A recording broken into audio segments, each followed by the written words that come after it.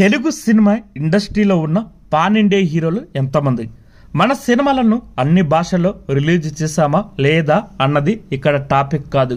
మన హీరోలలో ఎంతమందిని పొరుగు జనాలు, మిగిలిన సెలబ్రిటీలు పాన్ ఇండియన్ స్టార్ గా గుర్తిస్తున్నారు. రియల్ టైం డైనోసార్ గురించి అందరికీ తెలుసు, కానీ సిల్వర్ స్క్రీన్ డైనోసార్ ని పరిచయం చేసింది మాత్రం సలార్ మూవీ అని చెప్పాలి. కటౌట్ చూసి కొన్ని నమ్మేరే డూడ్ అని ప్రభాస్ అంటే పాన్ ఇండియా మొత్తం బుద్ధిగా తలుపింది. పక్కా స్టార్ ఆగయ్యని పండగ చేసుకుంది.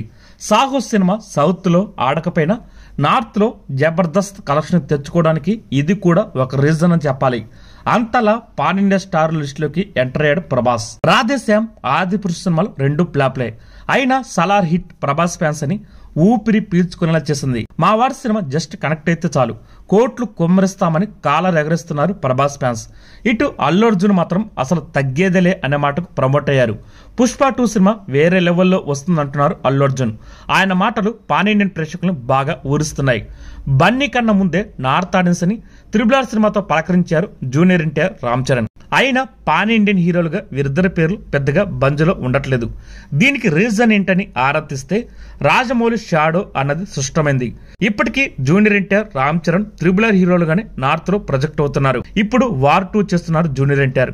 భవిష్యత్తులో వార్ 2 దేవర సినిమాతో నార్త్ లో గట్టిగా కలెక్షన్ తెచ్చుకుంటే జూనియర్ ఎన్టీఆర్ కి పాన్ ఇండియా స్టార్ గా తిరుగుండదు. అలాగే రామ్ చరణ్ కూడా గేమ్ చేంజర్ సినిమాతో ప్రూవ్ చేసుకుంటే పాన్ ఇండియా రేంజ్ లో తెలుగు హీరోల సంఖ్య కాస్త గట్టిగానే కనిపిస్తుంది. ఈ వీడియో కనుక మీకు నచ్చితే లైక్ చేయండి, షేర్ చేయండి, కుదిరితే సబ్స్క్రైబ్ చేయండి.